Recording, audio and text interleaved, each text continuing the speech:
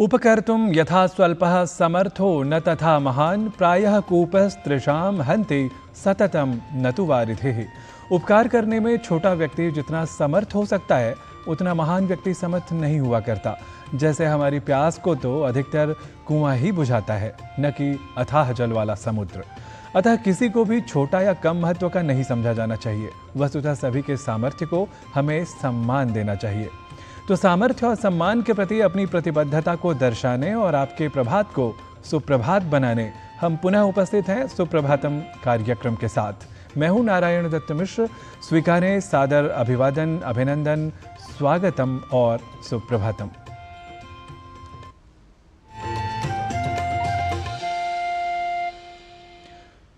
सुप्रभातम में हम लेकर आते हैं आपके लिए पंचांग, सुभाषित, भारतीय ज्ञान परंपरा, स्वास्थ्य मंत्र और योग से जुड़ी प्रस्तुतियों को, जिनसे आरंभ होती है आपके प्रभात की, सुप्रभात की। तो अब आरंभ कर लेते हैं हम अपने कार्यक्रम की सुप्रभातम के पहले प्रभाग पंचांग के साथ, जहां आप आज की तिथि, वार और नक्षत्र के माहात्म्य को जान लेते हैं प्रतीकात्मक रूप से।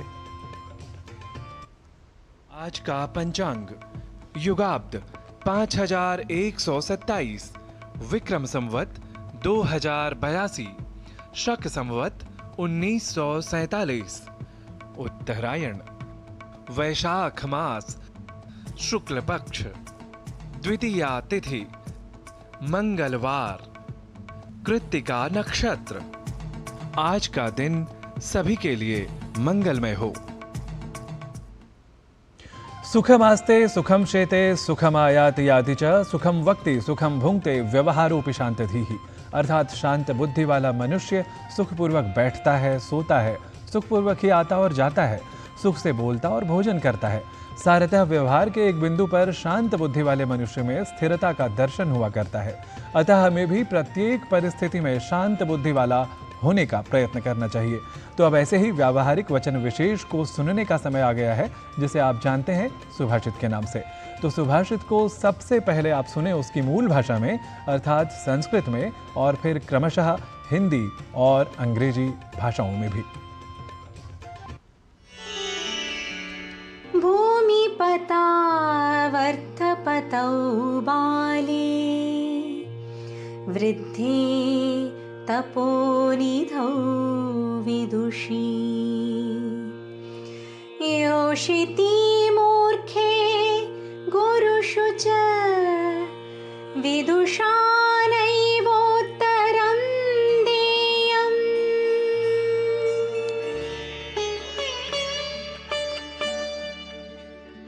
राजा, धनी व्यक्ति, बालक, वृद्ध, तपस्वी, विद्वान, महिला, मूर्ख और गुरु, इन सभी को कभी भी पलटकर उत्तर नहीं देना चाहिए। One should always avoid back-talking to a king, a rich person, a child, an aged person, a sage, a woman, an ignorant, and a teacher.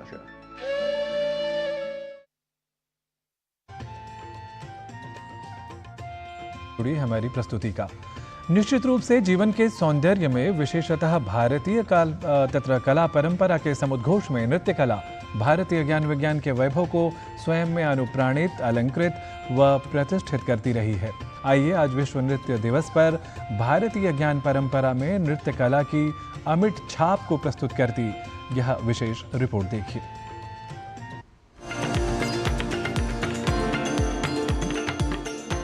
नमस्ते नमस्ते विभो विश्वमूर्ते।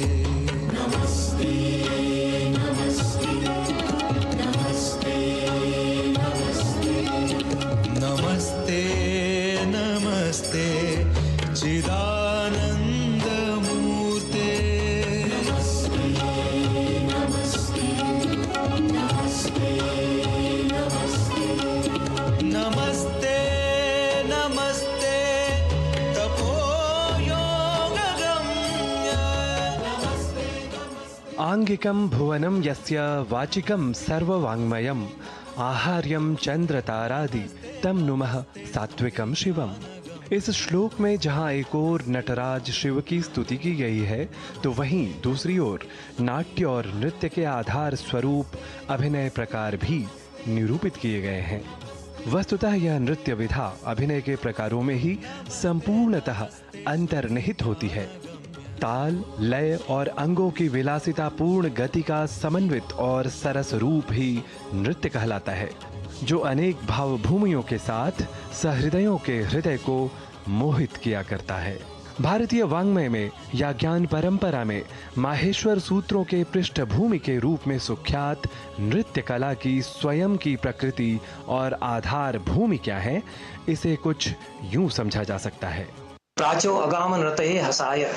ऋषि कहते हैं कि हम आनंद के लिए, नृत्य के लिए संसार में लौटते हैं। अथर्ववेद के पृथ्वी सूक्त में यस्याम गायन्ति नृत्यन्ति भूम्याम मर्त्या बैलवाः, जिस इस धरती पर उमंग में भरकर मनुष्य गाते हैं और नृत्य में थिरकते हैं, ऐसा वर्णन ऋषि करते हैं। नृत्य कला का प्रथम उपदेश शंकर ने भरत मुनि को तंडु के द्वारा दिलवाया, ऐसा नाट्यशास्त्र में वर्णन मिलता है। यही नृत्य कला नाट्यशास्त्र में चतुर्थ अध्याय में तांडव लक्षणाध्याय में भरत मुनि ने विस्तार से बताई है।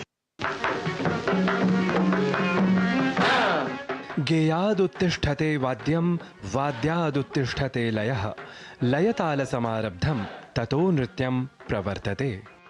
इस प्रकार परवर्ती भारतीय ग्रंथों में समग्रता से नृत्य तत्व को हम व्याख्यायित पाते हैं और नृत्य, तांडव, लास्य, देशी आदि प्रकारों में नृत्य के अर्थ को पारंपरिक और आधुनिक स्वरूपों के साथ प्रतिपादित पाते हैं। अत्यंत प्राचीन परंपराओं पर आधारित नृत्य के अन्य शास्त्रीय रूप कैसे विकसित हुए, इसका उत्तर हम इस प्रकार पाते हैं। आधुनिक काल में इसका पुनराविष्कार रुक्मिणी अरुंडेल ने किया। उन्होंने दक्षिण की वारांगनाओं को सादिर शैली में दासियाट्टम नृत्य करते हुए देखा, तो उनको अनुभव हुआ कि यह तो भरत मुनि जो नाट्यशास्त्र के चतुर्थ अध्याय में नृत्य बता रहे हैं, उसी को ये वारांगनाएं कर रही है। उन्होंने इसका नया नाम भरतनाट्यम दिया और इसका पुनराविष्कार उन्होंने किया। इस प्रकार से शंकर इसके आद्य कला गुरु हैं, नटराज हैं। उनसे प्रारंभ होकर के और 20वीं शताब्दी तक भारत में यह नृत्य कला विकसित होती रही है।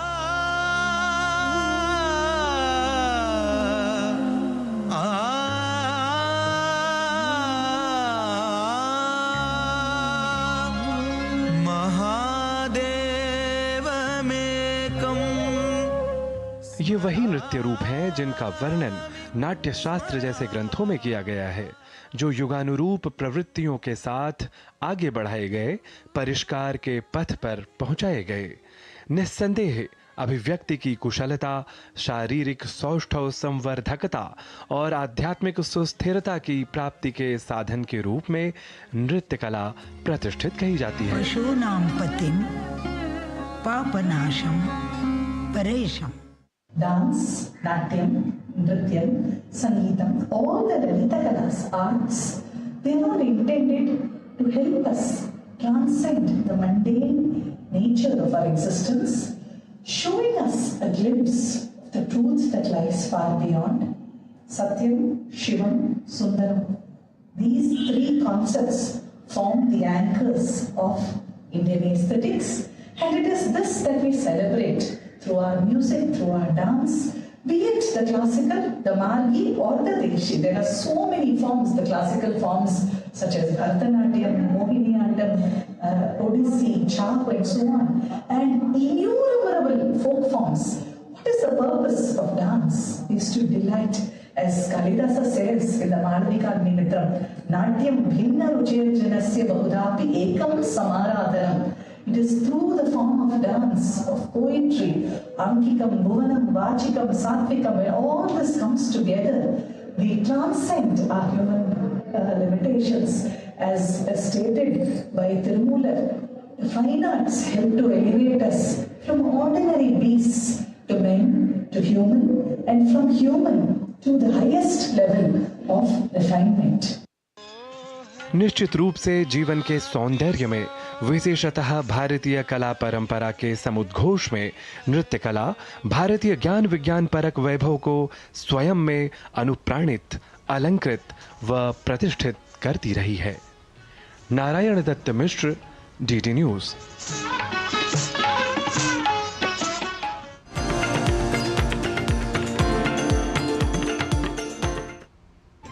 और सुप्रभातम में अब समय है स्वास्थ्य मंत्र का।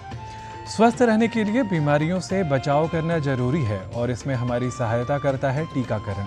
टीकाकरण द्वारा कई प्राणघातक और गंभीर बीमारियों के विरुद्ध रोग प्रतिरोधक क्षमता को बढ़ाया जाता है, अतः इसके बारे में जागरूकता आवश्यक है। देखिए हमारी सहयोगिनी किरण भारद्वाज की यह रिपोर्ट।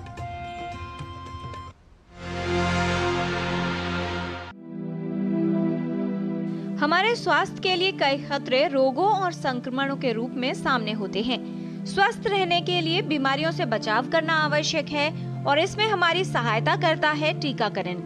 टीकाकरण से हर वर्ष लाखों जिंदगियों को बचाया जाता है। बीमारियों को दूर रखने का सस्ता और प्रभावशाली विकल्प है टीकाकरण। गर्भवती महिलाएं, शिशु, बच्चे या बुजुर्ग, टीकाकरण हर आयु के लोगों के लिए आवश्यक है। बच्चों का टीकाकरण अति आवश्यक है। ये बहुत ज़रूरी है कि बच्चे को जो टीके उसके बनते हैं वो सारे टीके लगने चाहिए। अगर किसी वजह से कोई टीका नहीं भी लग पाया है तो उसके भी हमारे पास प्रोटोकॉल बने हुए होते हैं, तो अगर कोई टीका छूट भी गया होगा तो बाद में भी उन टीकों को लगाया जा सकता है। किसी भी तरह की संक्रमण या बीमारी से बचने के लिए टीकाकरण ही उपयुक्त तरीका है। टीकाकरण अगर आप करेंगे तो वो बहुत सारे इन्फेक्शन जिनको कि ट्रीट करना, जिनको कि मैनेज करना, जिनको का उपचार करना बहुत मुश्किल होता है, वो इनके जरिए से आप उनसे बचाव कर सकते हैं। हमारे शरीर में किसी बीमारी के प्रति लड़ने के लिए प्रतिरोधक क्षमता को बढ़ाने के लिए जो दवा दी जाती है उसे ही टीका यानी वैक्सीन कहते हैं। वैक्सीन को किसी भी रूप में शरीर में भेजा जाता है। ये दवा खिलाई जा सकती है, पिलाई जा सकती है या इंजेक्शन के माध्यम से भी शरीर में डाली जाती है। टीकाकरण प्रतिरक्षा प्रणाली को रोगाणुओं के खिलाफ तैयार करता है और शरीर की रक्षा करता है।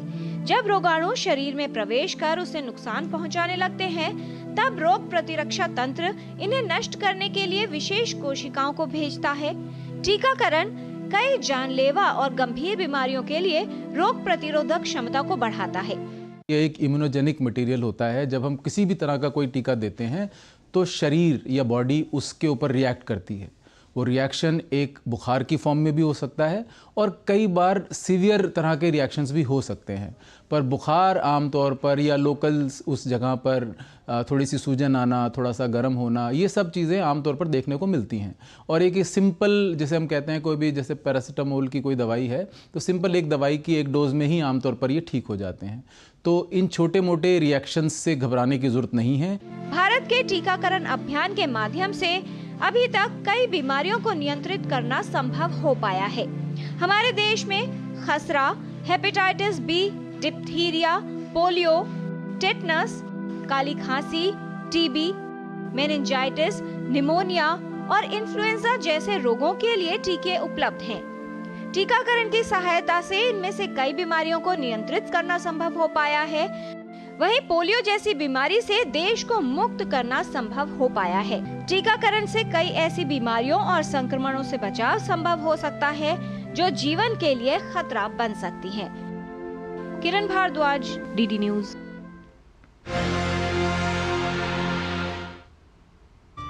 और सुप्रभातम में अभी समय हो गया है अल्प विराम का। आप देखते रहिए डीडी न्यूज। हम जल्दी ही अन्य प्रस्तुतियों के साथ लौटते हैं।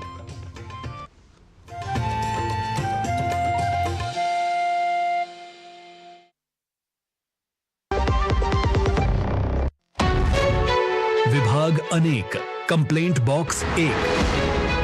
किसी भी सरकारी दफ्तर, विभाग या बैंक से जुड़ी शिकायत के लिए pgportal.gov.in पर जाएं, रजिस्टर करें, संबंधित विभाग चुनें, शिकायत दर्ज करें और ट्रैकिंग आईडी नोट करें। एसएमएस या ईमेल पर एक्नॉलेजमेंट पाएं और शिकायत का जवाब सीधे मंत्रालय से प्राप्त करें। अब तक 1 करोड़ 12 लाख से अधिक भारतीयों ने भरोसा जताया। सीपी ग्राम्स, आपकी हर शिकायत का हल। अभी शिकायत दर्ज करें pgportal.gov.in। जो लक्ष्य चुना था समझ आने लगा है। GLA यूनिवर्सिटी, उच्च लक्ष्य की निश्चित प्राप्ति।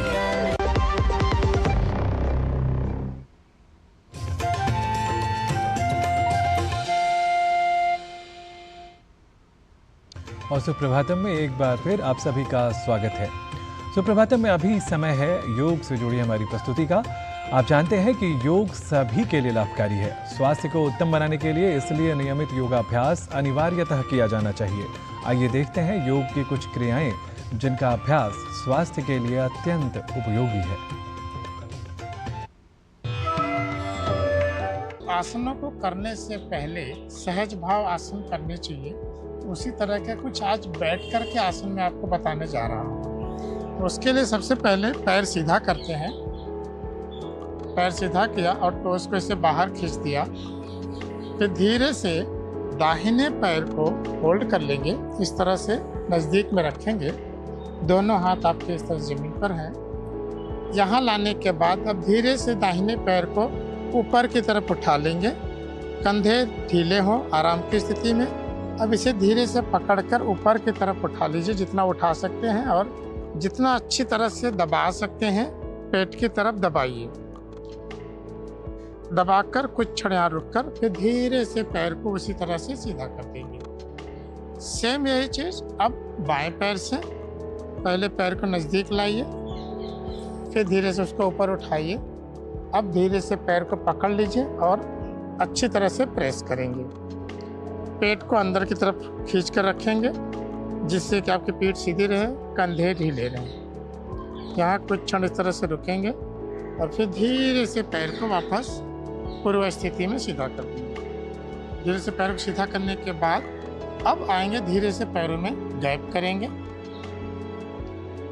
पैरों को इस तरह से गैप कर दीजिए, जितना आसानी से, जितना कंफर्टेबली हो उतना गैप कर देना है। गैप करने के बाद अब दोनों हाथों को पीछे इस तरह से पकड़ लेंगे, लॉक कर देंगे। फिंगर लॉक करके इस तरह सर के पीछे रखेंगे। अब धीरे से दाहिनी तरफ झुकेंगे कमर से, जितना आप आराम से जितना जा सके। फिर धीरे से वापस पूर्व स्थिति में आएंगे। अब धीरे से बाईं तरफ झुकेंगे, फिर धीरे से पूर्व स्थिति में आएंगे। एक बार फिर से पहले दाहिनी तरफ, फिर धीरे से वापस, अब बाईं तरफ, धीरे से वापस आ गए। पीठ सीधी रहेगी। अब धीरे से स्लोली ट्विस्ट करेंगे, फिर सेंटर में आएंगे, फिर बाईं तरफ सांस छोड़ते हुए, फिर सांस भरते हुए सेंटर में आ गए। सांस छोड़ते हुए फिर से दाहिनी तरफ, फिर सांस भरते हुए सेंटर में, सांस छोड़ते हुए फिर से बाईं तरफ, फिर सांस भरते हुए सेंटर में। अब इसी तरह से धीरे से सांस भरते हुए पीछे जाएंगे, सांस छोड़ते वापस सेंटर में, फिर से एक सांस भर के पीछे, सांस छोड़ते वापस सेंटर में। तो आइए इस सहज भाव आसन के बारे में कुछ और प्रैक्टिकल टिप्स जानते हैं योग गुरु डॉक्टर हंसाजी योगेंद्र से। नमस्कार। डेस्क पर जब बैठकर हम काम करते हैं तो हमारी आंखें थोड़ी नीचे की ओर होनी चाहिए, ऊंची नहीं। इसलिए वो स्क्रीन इस तरह रखी जाए कि वो नाक के लेवल पर रहे और आप सीधा देखकर और काम करें। ये एक्टिविटी, ये मूवमेंट बहुत काम की है नेक अवेयरनेस के लिए। दिन में बहुत बार ऊपर की ओर भी देख लिया जाए, थोड़ी नेक को इधर उधर भी घुमा लिया जाए, कभी कभी उठकर जरा बारी के पास जाकर आया जाए। ये सब एक्टिविटी ज़रूरी है। बॉडी के पोस्चर को सीधा रखो। जिस जगह बैठ रहे हो वो पीठ पर भी थोड़ा इस तरह का तकिया हो कि जिससे पीठ सीधी रहे। ये सीधी पीठ फ़ायदा करेगी, नेक को स्ट्रेट नहीं पड़ेगा, शोल्डर सही रहेंगे। और वार्म्स रखा जाए। ऑफिस अगर बहुत एसी स्ट्रॉन्ग है, ठंडा है, तो आप ज़रूरी ध्यान दें कि अगर नेक पे एक मफलर ही रख दो या कुछ से कुछ स्कार्फ रखो जिससे वो भाग वार्म रहे। वार्म्थ में स्टिफनेस नहीं आती और एक्टिविटी बहुत अच्छी तरह चलती है। तो बस यही सब छोटी छोटा ध्यान देना है। नमस्कार। निस्संदेह योग भारतीय संस्कृति का अभिन्न अंग है जो हमारे शरीर व मन को स्वस्थ रखने के लिए आवश्यक है। अब भाषा के माध्यम से वाणी को स्वस्थ करने की बात करेंगे। संस्कृत केवल एक भाषा ही नहीं बल्कि यह एक विचार है, संस्कृति है, संस्कार है। संस्कृत में विश्व का कल्याण है, शांति है, सहयोग है और वसुधैव कुटुंबकम की भावना भी निहित है। इसलिए हम सभी को संस्कृत पढ़ने और समझने का प्रयास अवश्य करना चाहिए। संस्कृत सीखने के लिए आइए अब चलते हैं संस्कृत पाठशाला की कक्षा में और जान लेते हैं संस्कृत के कुछ प्रयोगों को हमारे सहयोगी गवीश द्विवेदी के साथ।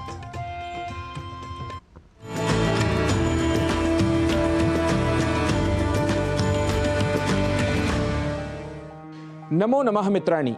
संस्कृत पाठशालायाः एतस्याम् अभिनवकक्षायां भवतां सर्वेषां स्वागतम्। मम नाम गवीशः।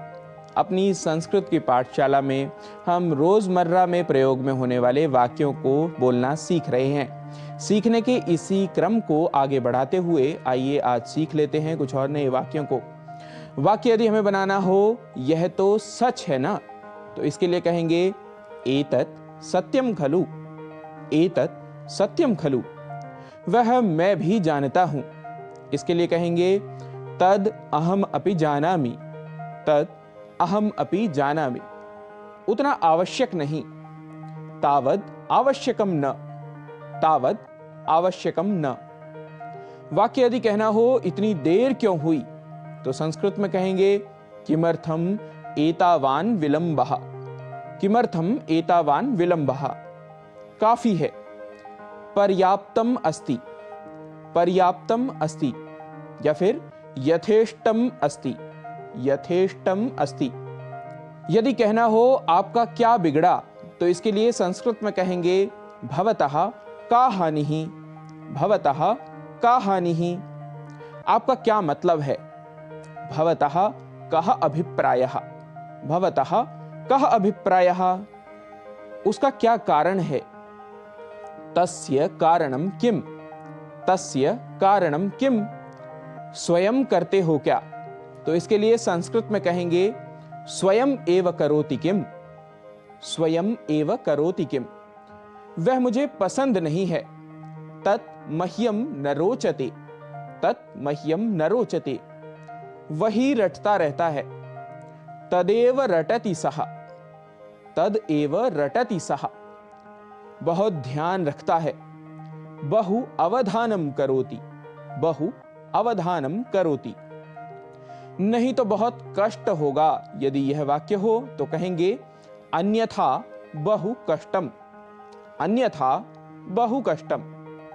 पहले क्यों नहीं कहा। यदि यह वाक्य हो तो संस्कृत में कहेंगे किमर्थम पूर्वम न उक्तम। किमर्थम पूर्वम न उक्तम। ठीक से नहीं जानता। यदि इस वाक्य को संस्कृत में बनाना होगा तो कहेंगे स्पष्टम न जानामि। स्पष्टम न जानामि। निश्चित नहीं है। इसके लिए कहेंगे निश्चयः नास्ति। निश्चयः नास्ति। डरो मत। भीतिः मास्तु। भीतिः मास्तु। डरने की बात नहीं है। यदि यह वाक्य हो तो कहेंगे भयस्य कारणम नास्ति। भयस्य कारणम नास्ति। तो मित्रों, आज के ये कुछ और नए वाक्य हमने सीखे हैं। इनका दैनंदिन व्यवहार में आप प्रयोग करते रहिए और संस्कृत के ऐसे ही अंशों को सीखते रहिए। हम नए वाक्यों के साथ, नए विषयों के साथ पुनः होंगे आपके समक्ष उपस्थित। तब तक के लिए नमस्कार। नमो नमः। पुनः मिलामः।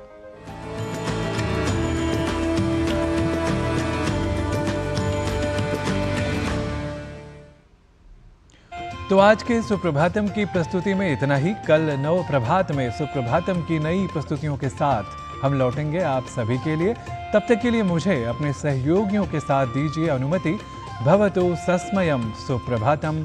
सुदिनम च।